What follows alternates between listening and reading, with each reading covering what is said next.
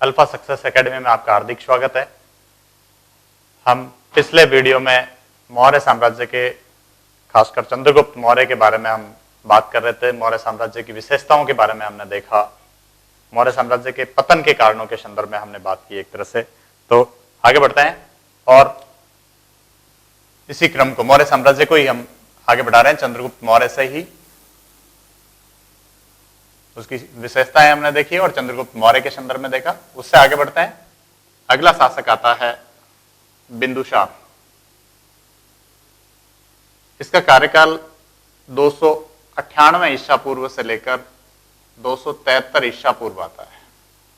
ईसा पूर्व का मतलब ये हो गया कि ईसा मसीह के जन्म के पहले की घटनाएं, जिसको बिफोर क्राइस्ट या ईसा के पूर्व भी कह देते हैं। आजकल इसको BCE भी लिखा जाता है, बिफोर कॉमन एरा भी। ईसा मसीह के जन्म के बाद की घटनाओं को एनो डोमिनी, एडी या ईसवी सन लिख देते हैं। बिंदुसार के संदर्भ में कहा जाता है कि जब उसका जन्म हुआ तो माथे पे बिंदु था, इसलिए उसका नाम बिंदुसार रहा। ये जब पैदा होता है तो उसकी माता गर्भवती थी और उस पर छप्पर गिर जाता है, तो लोगों ने एक तरह से, माता की तो मृत्यु हो जाती है लेकिन बिंदुसार को किसी तरह से ऑपरेशन करके बचाया था। तो ये सिजेरियन शिशु था जो कालांतर में सम्राट बनता है। तो सिजेरियन सम्राट के नाम से भी इसको जाना जा सकता है। इसको बिंदुपाल भी कह सकते हैं हम। बिंदुसार को संस्कृत ग्रंथ अमित्रघात के नाम से जानते हैं। यूनानी लेखक इसको अमित्रोचैट्स नाम देते हैं। इसके अलावा जैन ग्रंथ इसको सिंगशैन और पुराणों में इसको मद्रसार कहा गया है। ये इसकी उपाधियां, अन्य नाम, खासकर अमित्रघात और अमित्रोचैट्स याद रखेंगे। संस्कृत ग्रंथ अमित्रघात कह देते हैं, यूनानी लेखक अमित्रोचैट्स कह देते हैं। जहां पे चंद्रगुप्त मौर्य के लिए नाम सेंड्रोकोट्स था, वहीं पे इसको अमित्रोचैट्स कहा जा रहा है। इसी बिंदुसार के संदर्भ में धर्म के बारे में आता है कि जहां चंद्रगुप्त मौर्य ने अंतिम समय में जैन धर्म स्वीकार कर लिया था, वहीं बिंदुसार ने आजीवक धर्म को अपनाया था। और आजीवक धर्म जो है वो एक भाग्यवादी धर्म है जो भाग्य को महत्व देता है, कर्म की बजाय नियति को महत्व देता है और उसके अनुसार सब कुछ पूर्व नियोजित है। कर्मों का कोई योगदान नहीं रहता, भाग्य का योगदान रहता है।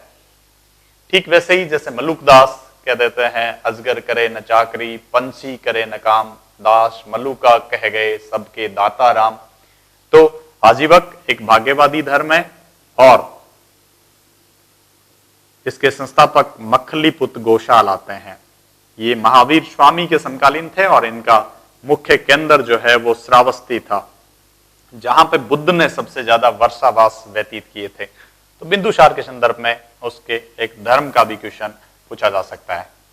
बिंदुसार के समय तक्षशिला में 2 विद्रोह हुए, जिनमें एक विद्रोह को एक तरह से अशोक द्वारा और एक विद्रोह सुसीम द्वारा दबाया गया।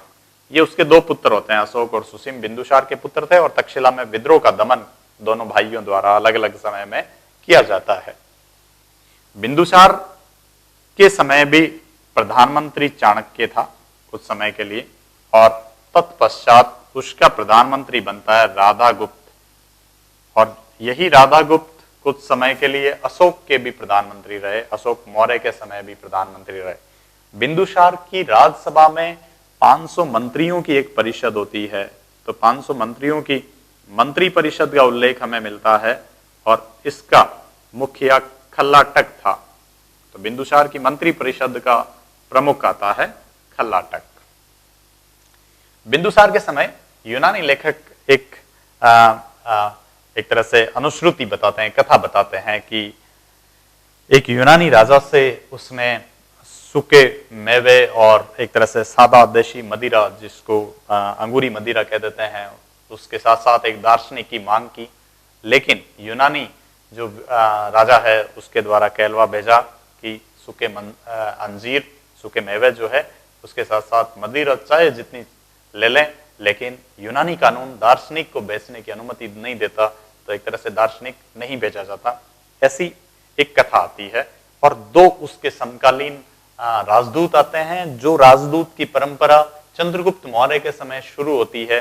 चंद्रगुप्त मौर्य के समय सेल्यूकस ने अपने राजदूत मेगस्थनीज को भेजा था, जिसकी पुस्तक इंडिका हमें मौर्य काल के बारे में, खासकर नगर प्रशासन के बारे में व्यापक विवरण देती है।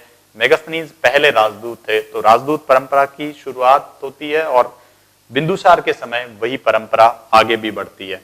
तो इस समय हम देखते हैं बिंदुसार के समय सीरिया के शासक एंटियोकस प्रथम था। एंटियोकस ने अपना राजदूत डायमेकस बिंदुसार के दरबार में भेजा एवं मिस्र के टोलेमी द्वारा राजदूत, टोलेमी फिलाडेल्फस नाम आता है, डायोनीशियस बिंदुसार के दरबार में भेजा। तो मिस्र के टोलेमी का राजदूत डायोनीशियस इसके दरबार में आया और कुछ ग्रंथ ये भी बताते हैं कि मिस्र के टोलेमी का डायोनीशियस जो राजदूत है वो अशोक के दरबार में आया। तो एक तरह से थोड़ी विवादित बात है, लेकिन कुछ ग्रंथ बिंदुसार के समय बताते हैं। तो सीरिया का एंटियोकस जो है वो डायमेकस भेजता है और इसी राजदूत परंपरा को इसके समय आगे बढ़ाया जाता है। ये बिंदुसार के समय की कुछ महत्वपूर्ण बातें हमें आजीविका के संदर्भ में, खासकर मकलीपुत्र गोशाल का बार बार पूछा जा रहा है, तो हम एक तरह से बिंदुसार के धर्म के बारे में भी पूछा जा सकता है। आगे बढ़ते हैं और बिंदुसार के बाद हम देखते हैं कि बिंदुसार के बहुत सारे पुत्र बताए जाते हैं, खासकर सिंगली बौद्ध ग्रंथ दीपवंश और महावंश में, और उन भाइयों में एक तरह से राजगद्दी के लिए संघर्ष छिड़ जाता है, गृह युद्ध होता है और उस गृह युद्ध में 4 वर्ष लग जाता है। यही कारण होता है कि अशोक का राज्याभिषेक 4 वर्ष बाद में होता है। तो अगला महानतम शासक अशोक मौर्य, प्राचीन भारतीय इतिहास का अति महत्वपूर्ण शासक, अशोक महान के नाम से भी प्रसिद्ध। इसका समय 273 ईसा पूर्व से 232 ईसा पूर्व माना जाता है, लेकिन इसकी राज्याभिषेक तिथि 269 बीसी आती है। तो यहां से इसका कार्यकाल 232 ईसा पूर्व तक ऑथेंटिक काल है। राज्याभिषेक की तिथि महत्वपूर्ण है, उसके बाद की घटनाएं जो है वो राज्याभिषेक के बाद काउंट की जाती है, जो अति महत्वपूर्ण है। और क्वेश्चन भी राज्याभिषेक तिथि से संबंधित ही पूछा जाता है। ये जो 4 वर्ष का समय है वो उसके भाइयों में गृह युद्ध होता है और सिंगली बौद्ध ग्रंथ महावंश और दीपवंश कहते हैं कि उसने 99 भाइयों की हत्या की, तत्पश्चात राजगद्दी प्राप्त की। तो इस गृह युद्ध का विवरण 2 ग्रंथ देते हैं, महावंश और दीपवंश। ये सिंगली अनुश्रुतियां हैं, सिंगली बौद्ध ग्रंथ है और महावंश का लेखक महानाम मिलता है। ये हमें अशोक के प्रारंभिक समय के बारे में जानकारी देने वाले महत्वपूर्ण ग्रंथ हुए दीपवंश और महावंश। आगे हम देखते हैं कि 269 ईसा पूर्व में उसका राज्याभिषेक हुआ और राज्याभिषेक से पहले वह अवंती प्रांत की राजधानी थी उज्जैन, तो उज्जैन का गवर्नर था। अति इंपॉर्टेंट क्वेश्चन है कि राज्याभिषेक से पहले वह कहां का गवर्नर था, तो पश्चिमी जो प्रांत था उसका गवर्नर है उज्जैन, जिसकी राजधानी थी। और राज्याभिषेक से पहले पिंगल वत्स जीव द्वारा भी भविष्यवाणी की जाती है उसके चक्रवर्ती सम्राट बनने के संदर्भ में। जो 100 भाई होते हैं उनमें से कौरव भी 100 होते हैं, महाभारत काल में हम देखते हैं। आगे की घटनाएं उसके राज्याभिषेक तिथि से महत्वपूर्ण रहेगी और इनकी हम बात कर लेते हैं। राज्याभिषेक के 4थे वर्ष, इसका मतलब हुआ 265 ईसा पूर्व लगभग, अशोक को बौद्ध भिक्षु उपगुप्त ने बौद्ध धर्म में दीक्षित किया और कुछ ग्रंथ हमें इसको बौद्ध धर्म में दीक्षित करने के लिए निग्रोध भिक्षु निग्रोध के बारे में भी विवरण देते हैं। तो राज्याभिषेक के 4थे वर्ष में बौद्ध भिक्षु उपगुप्त ने बौद्ध धर्म की शिक्षा दी, बौद्ध धर्म में दीक्षा प्रदान की जाती है अशोक को। लेकिन अशोक मोगलीपुत्तिश के प्रभाव में पूरी तरह बौद्ध मतानुयायी बनता है। तो पूर्णतः बौद्ध बनने की उसकी जो प्रोसेस है उस पर प्रभाव था मोगलीपुत्तिश का, जो तीसरी बौद्ध संगीति के अध्यक्ष थे, जो पाटलिपुत्र में तीसरी बौद्ध संगीति अशोक के समय आयोजित होती है उसकी अध्यक्षता करते हैं। और अशोक के ही संदर्भ में आता है कि उसके बौद्ध धर्मानुयायी होने का सबसे बड़ा प्रमाण क्या है, तो उसके बौद्ध धर्मानुयायी होने का सबसे बड़ा प्रमाण है बैराट से जो शिलालेख मिला है, भाब्रू शिलालेख, वह बौद्ध धर्म के त्रिरत्न बुद्ध, धम्म और संघ की चर्चा इसमें की गई है और बौद्ध धर्म के त्रिरत्नों में अशोक द्वारा निष्ठा व्यक्त करने का उल्लेख किया गया है। बौद्ध धर्म के त्रिरत्न है बुद्धम शरणम गच्छामि, संगम शरणम गच्छामि और धम्मम शरणम गच्छामि। अर्थात या तो बुद्ध की शरण में जाएं मुक्ति के लिए, या धर्म की शरण में जाएं, या संघ की शरण में। ये बौद्ध धर्म के त्रिरत्न आते हैं। जैन धर्म के त्रिरत्न सम्यक ज्ञान, सम्यक दर्शन और सम्यक चरित्र, जो मोक्ष का मार्ग है जैन धर्म के लिए। तो बौद्ध धर्म के त्रिरत्नों का उल्लेख और अशोक के बौद्ध अनुयायी होने का सबसे बड़ा प्रमाण है भाब्रू शिलालेख। आगे बढ़ते हैं। राज्याभिषेक के 8वें वर्ष लगभग 261 ईसा पूर्व की बात है। अशोक ने कलिंग पर व्यापारिक कारणों से आक्रमण किया। बहुत सारे कारण हैं, जिनमें से एक तरह से व्यापारिक बंदरगाहों पर वह एकाधिकार करना चाहता था। कलिंग अपने हाथी दांत के व्यापार के लिए भी प्रसिद्ध स्थल था। आजकल जो उड़ीसा है, जो उत्कल कहला रहा है, वो प्राचीन काल में कलिंग कहलाता था। तो कलिंग पर व्यापारिक कारणों से आक्रमण किया। इस समय यहाँ का शासक नंदराज था, जिसको पराजित किया गया अशोक के द्वारा। इस युद्ध में लगभग 1 लाख लोग मारे गए, 1.5 लाख लोग बंदी बनाए जाते हैं। और यही कारण होता है कि एक तरह से युद्ध के दृश्य को देखकर उसका मन परिवर्तित हो जाता है, हृदय परिवर्तित हो जाता है, और उसने हमेशा के लिए रणघोष की नीति का परित्याग करके धम्मघोष की नीति का अनुसरण किया। अर्थात अशोक के चौथे शिलालेख में हमें रणघोष के स्थान पर धम्मघोष की नीति की बात मिलती है।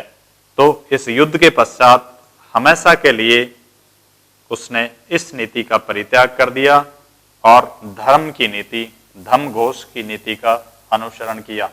ये चौथा शिलालेख विवरण देता है। उसके कलिंग युद्ध का उल्लेख, जो अति महत्वपूर्ण भी है और रीट की दृष्टि से अति महत्वपूर्ण रहेगा, 13वें शिलालेख में कलिंग युद्ध का उल्लेख मिलता है। तो यह अति महत्वपूर्ण बात है। उसने युद्ध नीति का हमेशा त्याग कर दिया और अपने पुत्रों और धम्म प्रचारकों के माध्यम से साम्राज्य और दूरस्थ प्रदेशों में, पड़ोसी देशों में धम्म प्रचारक भेजे, धर्म का प्रचार किया। और उसका धर्म जो है वो एक तरह से कर्मकांडीय स्वरूप से ज्यादा ऊपर उठता है और नैतिक संहिता हम कह सकते हैं। नैतिक बातें जितनी भी होती है उनका सार उसके धर्म का मूल स्वरूप था, जो बौद्ध ग्रंथ राहुलोवाद सूत्र से लिया गया है। आगे इसकी हम डिटेल देखेंगे। तो 8वें वर्ष राज्याभिषेक के 8 वर्ष बाद, मतलब 261 ईसा पूर्व में कलिंग युद्ध व्यापारिक कारणों से हुआ। नंदराज यहाँ का राजा था जो पराजित हुआ। इस युद्ध में एक तरह से घायलों और मृत लोगों को देखकर उसने हृदय परिवर्तित किया। ठीक हम ऐसे ही कुछ दृश्य बुद्ध के संदर्भ में भी देखते हैं कि बुद्ध ने एक तरह से संसार छोड़ दिया था, गृह त्याग कर लिया था। 4 दृश्य उसके द्वारा जैसे रोगी, वृद्ध, शव के संदर्भ में देखे जाते हैं। तो राज्याभिषेक के 13वें वर्ष में उसने धम्म के प्रचार हेतु धम्म महामात्र अधिकारियों की नियुक्ति की, जो उसके सर्वोच्च अधिकारी होते हैं, जो प्रादेशिक राज्यों के अधिकारी हैं। उन्हीं में सर्वोच्च अधिकारी धम्म महामात्र, जो राज्याभिषेक के 12वें और 13वें दोनों वर्ष आता है। 13वां वर्ष महत्वपूर्ण है, जहां 13वां शिलालेख कलिंग युद्ध का उल्लेख करता है, वहीं 13वां शिलालेख जो है वो धम्म महामात्र के संदर्भ में उल्लेख करता है। धम्म महामात्र की नियुक्ति का उल्लेख हमें 5वें शिलालेख में मिलता है। अर्थात इनकी नियुक्ति तो राज्याभिषेक के 13वें वर्ष में की गई, जबकि धम्म महामात्र का उल्लेख हमें 5वें शिलालेख में मिलता है। 3 अति महत्वपूर्ण बात, अगर क्वेश्चन सुमेलित करना होगा तब भी और सिंगल पूछा जाएगा तब भी 5वां और 13वां अति महत्वपूर्ण रहेंगे। आगे बढ़ते हैं और राज्याभिषेक के 18वें वर्ष में लगभग 251 ईसा पूर्व की बात है। इस समय अशोक ने अपनी राजधानी पाटलिपुत्र में तीसरी बौद्ध संगीति का आयोजन करवाया। बौद्ध धर्म में कुल 4 बौद्ध संगीतियां होती है। पहली बौद्ध संगीति अजातशत्रु के समय, दूसरी कालाशोक के समय, तीसरी अशोक के समय पाटलिपुत्र में 251 ईस्वी में। और इस बौद्ध संगीति की अध्यक्षता जो है वो मोगलीपुत्तिश ने की, जिसके प्रभाव में वह पूरी तरह बौद्ध मतानुयायी बनता है। और मोगलीपुत्तिश के नेतृत्व में ही तीसरा पिटक, अभिधम्म पिटक रचा गया। अर्थात बौद्ध धर्म के कुल 3 पिटक है, 3 पिटारियां हैं ज्ञान की। सुत्त पिटक जिसमें बुद्ध के उपदेश हैं, विनय पिटक जिसमें बौद्ध संघ में भिक्षुओं के नियम है, अभिधम पिटक में बौद्ध धर्म की दार्शनिक बातें मिलती है। तो तीसरी बौद्ध संगीति में तीसरा पिटक रचा गया। संकलनकर्ता मौग्लिपुत्तिस थे और इन्हीं के प्रभाव में पूरी तरह बौद्ध मतान्वयी बनता है अशोक। आगे बढ़ते हैं और राज्याभिषेक के 20वें वर्ष लगभग 249 ईसा पूर्व बुद्ध की जन्मभूमि लुम्बिनी की यात्रा की जाती है। अशोक ने बुद्ध की जन्मभूमि लुम्बिनी की यात्रा की और बुद्ध का जन्म लुम्बिनी में हुआ था। कपिलवस्तु जनपद में पड़ता था यह गांव। लुम्बिनी के लोगों से लिया जाने वाला धार्मिक कर जो है वो तो समाप्त कर दिया और भूमि कर को कम कर दिया था। जो पहले 1/6 भाग था उसको घटाकर 1/8 भाग कर देता है। इस भूमि कर के बारे में जानकारी हमें रुमिंदई शिलालेख देता है जो आर्थिक विषयों के बारे में है, बाकी एक तरह से प्रशासनिक विषयों के बारे में है। हम शिलालेखों में आगे बात करेंगे। तो दोबारा रिकॉल करते हैं, चौथे वर्ष में बौद्ध भिक्षु उपगुप्त द्वारा बौद्ध मत में दीक्षा देने की बात। सुमेलित करना हो तो सिंगल क्वेश्चन अगर हो तो 261 ईसा पूर्व राज्याभिषेक का 8वां वर्ष अति महत्वपूर्ण कलिंग युद्ध का उल्लेख। राज्याभिषेक के 13वें वर्ष में धम्म महामात्र अधिकारियों की नियुक्ति। राज्याभिषेक के 20वें वर्ष में बुद्ध की जन्मभूमि लुम्बिनी की यात्रा। राज्याभिषेक के 27वें वर्ष में उसने राजस्व अधिकारी की नियुक्ति की जिसको राजुक कहा जा रहा है। वह एक तरह से न्याय कार्य भी करता था, जिलाधिकारी की भांति भी कह सकते हैं। मुख्यतः यह राजस्व अधिकारी था जो राज्याभिषेक के 27वें वर्ष में नियुक्त किया गया था। ये अशोक के समय की कुछ एक महत्वपूर्ण घटनाएं।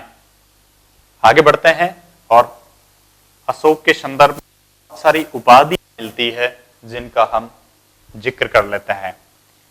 अशोक की सबसे महत्वपूर्ण पूछी जा सकने वाली और 2 बार हमें सेकंड ग्रेड में भी क्वेश्चन मिला, इसकी एक उपाधि आती है देवनाम प्रियदर्शी। उसके ज्यादातर अभिलेख हमें देवनाम प्रियदर्शी उपाधि का ही उल्लेख करते हैं जिसका शाब्दिक अर्थ होता है देवताओं का प्रिय राजा। तो उसके अधिकांश अभिलेखों में इस उपाधि का प्रयोग मिलता है। और इसके साथ साथ एक क्वेश्चन और बनता है कि अशोक के बाद दूसरा मौर्य शासक कौन था जिसने देवनाम प्रियदर्शी की उपाधि धारण की। तो दूसरा मौर्य शासक दशरथ होता है। तो कुल 2 मौर्य शासक थे जिन्होंने देवनाम प्रियदर्शी की उपाधि धारण की और तीसरा शासक होता है श्रीलंका का तिष्य, इसने भी देवनाम प्रियदर्शी की उपाधि धारण की। तो कुल 3 मौर्य शासक, 3 शासक जिनमें एक श्रीलंका का शासक और 2 मौर्य शासक होते हैं जो देवनाम प्रियदर्शी का टाइटल धारण करते हैं। इस उपाधि के अलावा उसका मूल नाम अशोक हमें कुछ शिलालेखों में मिलता है जिनमें मास्की गुर्जरा मध्य प्रदेश का, मास्की कर्नाटक का, नेटूर कर्नाटक और उदयगोलम कर्नाटक, इन अधिक अभिलेखों में उसकी मूल उपाधि मूल नाम अशोक मिलता है। बाकी सभी अभिलेखों में ज्यादातर देवनाम प्रियदर्शी का उल्लेख किया गया है।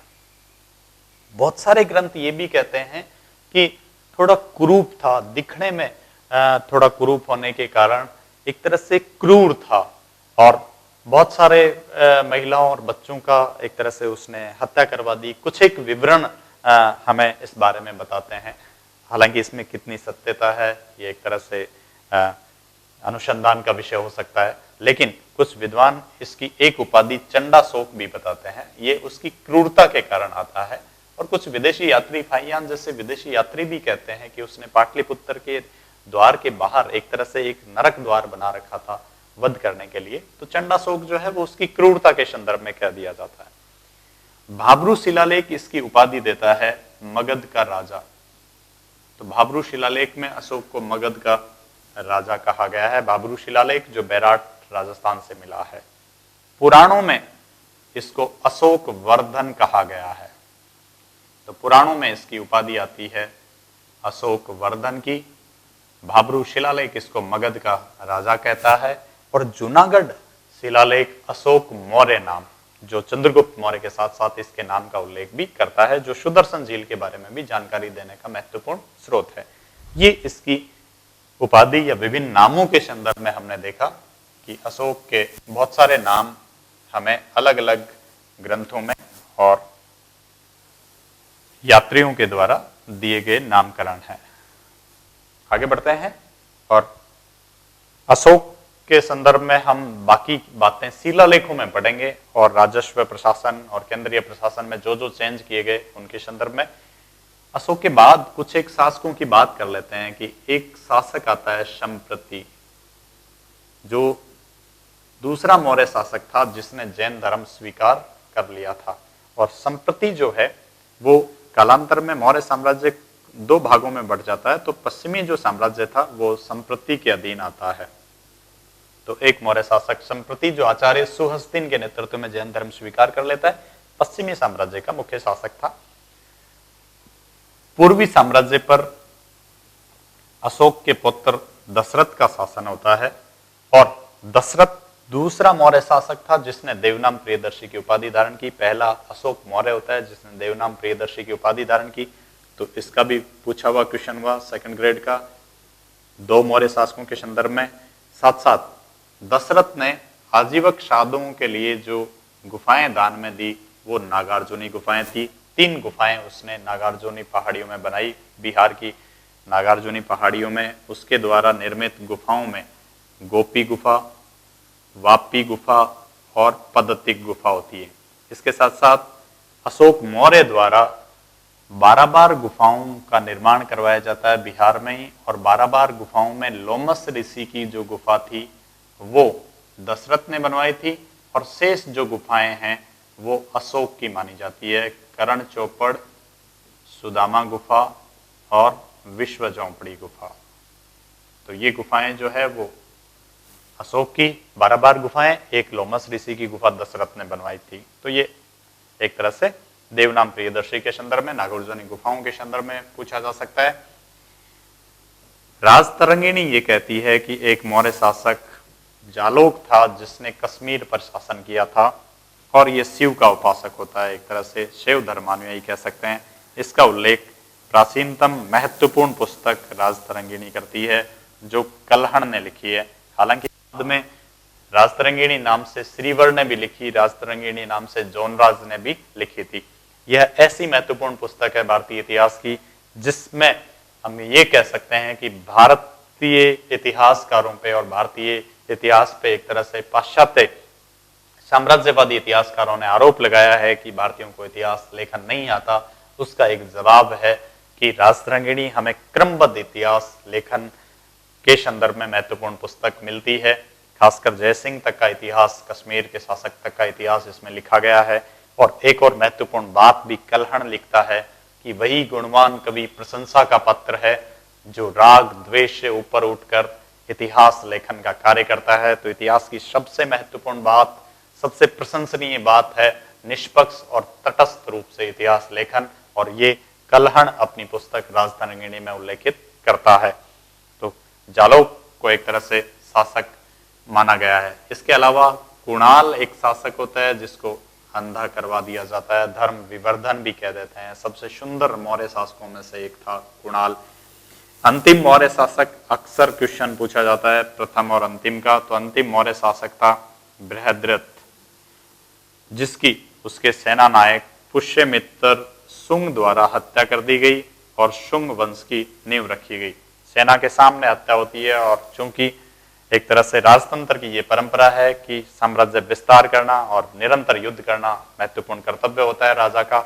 यहाँ पर ज्यादातर शासक बौद्ध मतानुयायी हो जाते हैं और बौद्ध भिक्षुओं को ज्यादा ध्यान देने लग जाते हैं और एक तरह से हिंदू धर्म का पुनरुत्थान काल भी हम मान सकते हैं, जहां पे मौर्य काल में प्राकृत भाषा ज्यादा लोकप्रिय हो जाती है, वही शुंग काल में संस्कृत भाषा वह स्थान वापस ले लेती है। तो अंतिम मौर्य शासक का याद रखें बृहद्रथ, जिसकी हत्या करके अगला वंश आता है शुंग वंश। तो ये कुछ शासकों के बारे में हमने देखा। आगे बढ़ते हैं।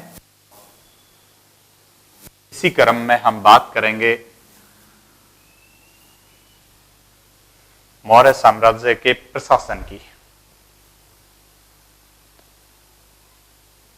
प्रशासन के बारे में जानकारी देने वाले दो महत्वपूर्ण स्रोत की बात कर लेते हैं। भारतीय इतिहास के जनक हैं मेगास्थनीज। ये रीट का भी क्वेश्चन हुआ इनकी पुस्तक के संदर्भ में। इनकी पुस्तक है इंडिका, और ये हमें मौर्यकालीन नगर प्रशासन के बारे में जानकारी देती है।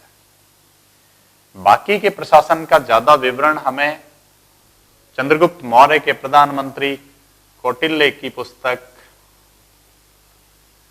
अर्थशास्त्र विवरण देती है। ये केंद्रीय प्रशासन के साथ साथ गुप्तचर व्यवस्था, न्याय व्यवस्था के बारे में विस्तार से विवरण देने वाली। ये जो कौटिल्य हैं वो चाणक्य भी कहलाते हैं। वो आचार्य चाणक्य के पुत्र थे। इनको विष्णुगुप्त भी कहा जाता है। दूसरा महत्वपूर्ण पुस्तक पे ही क्वेश्चन हो जाता है कम से कम। अर्थशास्त्र जो है वो नाम के अकॉर्डिंग आर्थिक विषयों पे नहीं है, राजनीतिक विषयों पर आधारित ग्रंथ है। तो ये अति महत्वपूर्ण बात है कि राजनीति पर आधारित ग्रंथ है, न कि आर्थिक विषयों पर। अर्थशास्त्र में संस्कृत भाषा में लगभग 6000 श्लोक मिलते हैं, 180 प्रकरण मिलते हैं और 15 अधिकरण मिलते हैं, जिनमें हमें व्यापक रूप से प्रशासन, व्यापक रूप से सप्तांग सिद्धांत, गुप्तचर व्यवस्था, न्याय व्यवस्था, दंड प्रणाली, समाज, इनके बारे में विस्तार से जानकारी मिलती है। और ये जो पांडुलिपि थी वो मैसूर के साम शास्त्री द्वारा खोजी जाती है। तो साम शास्त्री जो है इसके खोज करता है अर्थशास्त्र पांडुलिपि के। तो कौटिल्य का अर्थशास्त्र हमें ज्यादा डिटेल देगा प्रशासन के बारे में, और केवल नगर के बारे में जो सिंगल क्वेश्चन भी हो सकता है, ये मेगास्थनीज की इंडिका मुख्य रूप से विवरण का स्रोत होगी। और इंडिका पर जो उद्धरण यूनानी लेखकों द्वारा दिए गए उनके संदर्भ में भी बहुत सारी बात की जा सकती है। आगे बढ़ते हैं। और अर्थशास्त्र ये कहता है कि प्रशासन जो है वो एक पहिए पर नहीं चलता। एक पहिए का मतलब ये है कि केवल न तो राजा चला सकता है, न सेना या अधिकारी वर्ग चला सकता है, अर्थात जैसा राजा वैसी प्रजा। तो राजा जो है वो एक तरह से अधिकारी वर्ग के सहयोग से और प्रजा के कल्याण के लिए शासन करता हो, तो दोनों मिलकर एक तरह से प्रशासन चलाए, तो एक पहिए की बजाय दोनों पहियों पे जो है प्रशासन रूपी रथ अच्छे से चल सकता है। अर्थशास्त्र प्रशासन में सप्तांग सिद्धांत की बात करता है। तो और उन 7 अंगों की बात करें तो खुद राजा, उसके बाद उसके मंत्री अमात्य, उसके बाद जनपद, उसके बाद दुर्ग, उसके बाद कोष, सेना और उसके बंधु बांधव मित्र। ये प्रशासन के 7 अंग होते हैं, जिसका उल्लेख हमें अर्थशास्त्र में सप्तांग सिद्धांत के नाम से मिलता है, और एक तरह से सहयोग आधारित सिद्धांत हम कह सकते हैं।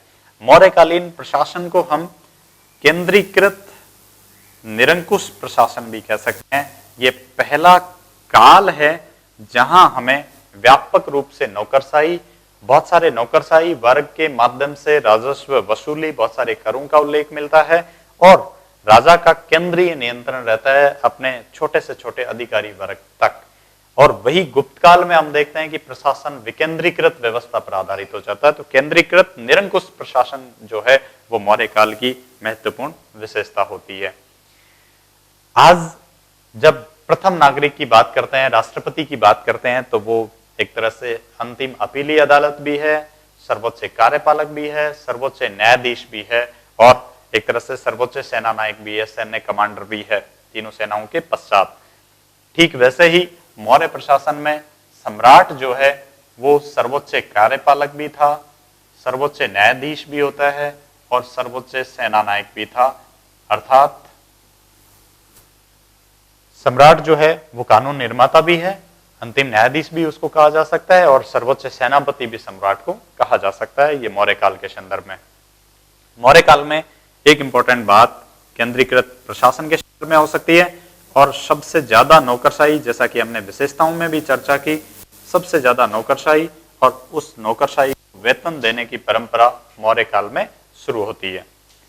आगे बढ़ते हैं और प्रशासन में बात करते हैं विभिन्न इकाइयों की। तो केंद्रीय प्रशासन में मुख्य रूप से 5 प्रांत मिलते हैं, और 4 प्रांत चंद्रगुप्त मौर्य के द्वारा, और 5 प्रांत जो है वो अशोक के द्वारा 5वां प्रांत शामिल किया गया हम साम्राज्य विस्तार की बात करें तो एक तरह से आधुनिक बांग्लादेश भी शामिल होता है मौर्य काल में, और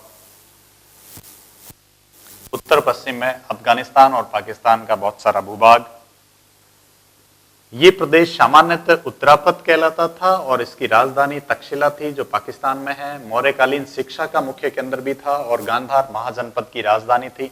तो पहला प्रांत, उत्तरी प्रांत उत्तरापथ कहलाता था। दूसरा जो प्रांत है विंध्याचल के सामान्यतः दक्षिण भारत में दक्षिणापथ, इसकी राजधानी सुवर्णगिरी थी। यह सेकंड ग्रेड का भी क्वेश्चन हुआ। और मैसूर अर्थात कर्नाटक के दक्षिण का जो भूभाग है वो मौर्य साम्राज्य का हिस्सा नहीं था। इधर असम का भूभाग मौर्य साम्राज्य में शामिल नहीं होता, बांग्लादेश तक ही साम्राज्य विस्तार होता है। जो पूर्वी प्रदेश था उसको प्राच्य भी कहा जाता है और यहाँ सम्राट खुद शासन करता था। इसकी राजधानी थी पाटलिपुत्र।